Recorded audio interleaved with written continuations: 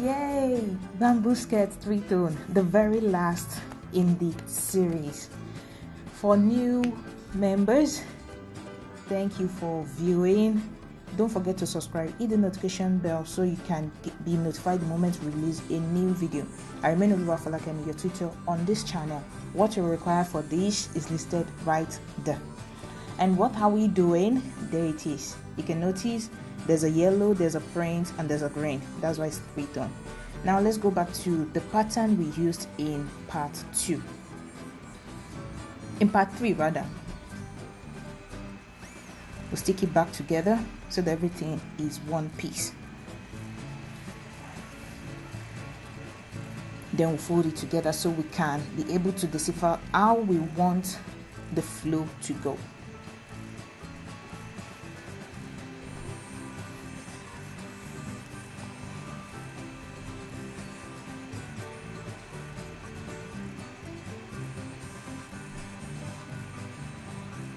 All folded. Now let's label depending on how we want the fabric flow to be.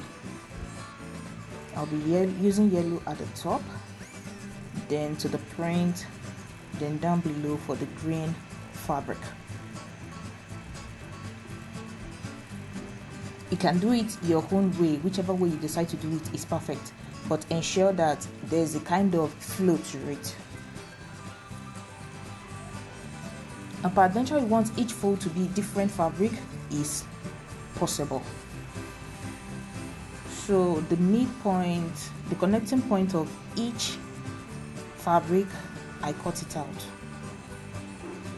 I mark it so that I can remember to add allowances at that point, so we can be able to join the two fabrics together by the time after we've transferred the folds to the fabric.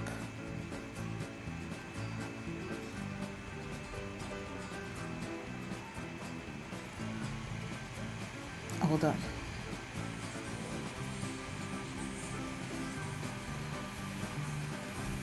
Now let's lay our pattern on the fabric. Tape it in place, and you can decide to pin it straight up, but because the fabric I'm using is quite large, so I just decided let me tape it in place first, trim off the part I don't need, then I'll pin it together. As such, I have a sizable fabric to pin and nothing too large or too voluminous that will now cause some distortion.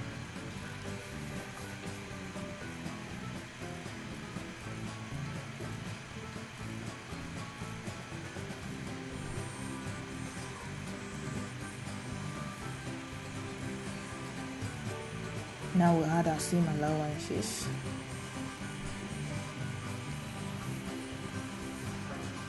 At the point where we cut the pattern into the different fabric we'll be using, if you notice, I marked the point where the cut of each pattern ended. That's the part where we would stop the cutting there. That's what I'm marking there. That's done. Now let's cut.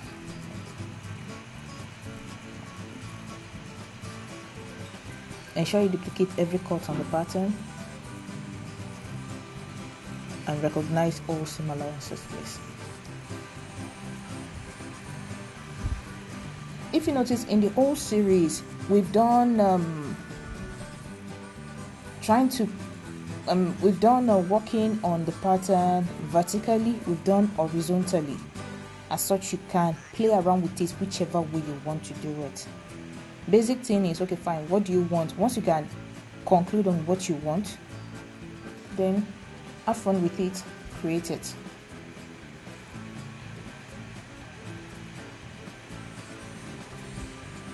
So pinning process in place. Now let's fold.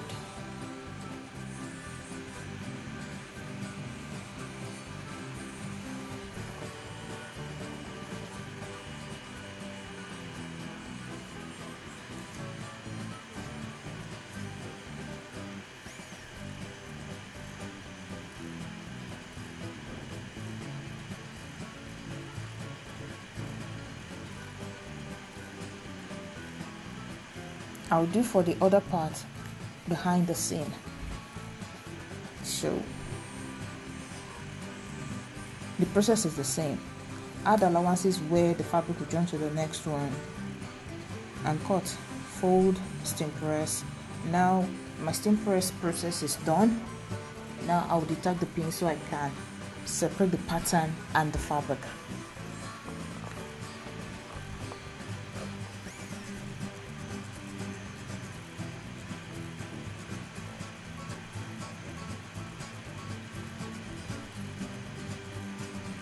So now pinning.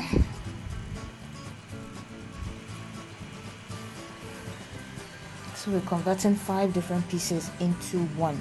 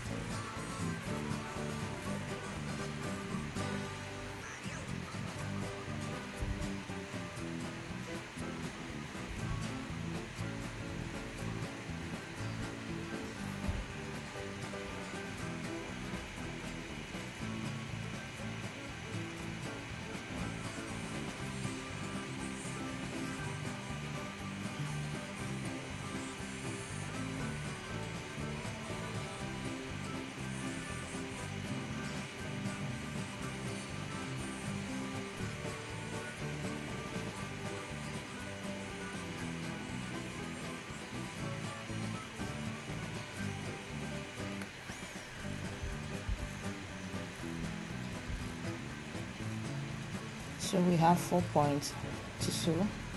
Also, there it is. Now let's arrange it to be sure we're still having what we're supposed to have.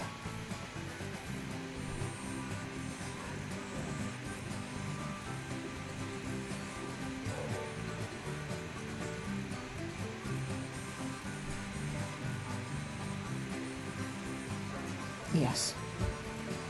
The stitching process is like what we did in part 2 and part 3. So I'll do 2, then I'll hasten it up.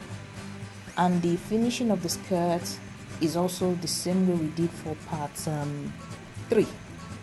And you can decide to do it your way, it's fine.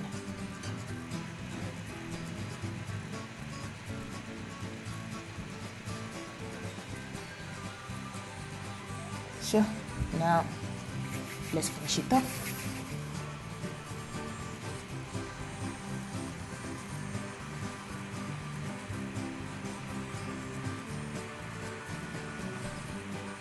There it is. You can see everything is now sitting together as one piece. Now let's finish up the skirt. I have the back panel in place. I have the lining of both the front and the back. So there it is, all completed. That's a back view. I tried as much as possible to align the patterns so that we don't end up looking like who made this. That's what it looks like on the inside, and that's it on the outside. Let's place it on a mannequin and see what it looks like. The right view, front and left, all sitting pretty.